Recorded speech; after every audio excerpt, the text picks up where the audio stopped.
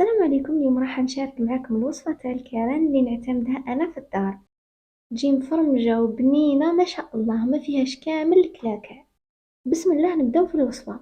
عندي كيلة تاع حمص بثلث كيلات تاع ما، درت لها مغرف تاع ملح ونص مغرف تاع خميرة مع حبة بيض، خلطتهم بيان وحطيتهم على نار هادية وبقيت نخلط حتى خفارت. ما تغفلوش عليها، بقاو تخلطوا خير ما دير الكلاكع. ومن بعد كي نحيها نزيد لها نص كيلة تاع ما، نخلطها بيان ونزيد 4 كيلة تاع زيت ونكمل نخلط. ومن بعد زدت رشة تاع كمون وخلطتها بالبرا ميكسر باش ما ديرليش الكرابع هذوك وتجيني سامطة. انا ما نحبهاش، نحبها تكون رطبة كامل كيما لابوري بريسك. ودخلتها للفرن، كان ديجا سخون على 250 درجة من الفوق ومن التحت ومشعلة الفونتيلي. هكا كي تتحمر دير هذه القشرة هذه، يعني راهي ناجحة. وباش تجيكم مرطبة كيما راني نحكي، حافظوا لي برك الوقت اللي تكون على النار، تخلطوا بيان، ما تقويولهاش النار بزاف حتى تثقل.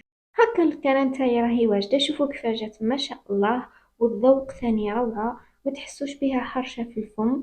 درت معاها شويه تاع هريسه. كاينين اللي ياكلوها هكذا، الناس اللي دايره ريجيم، هذه راهي من احسن الوصفات تاع الريجيم، ما فيها حتى حاجه اللي تخرجكم من الريجيم تاعكم. وكالعادة شوية هريسة مع مرصو تاع خبز. وبصحتكم، ان شاء الله تسيوها وتعجبكم. سلام.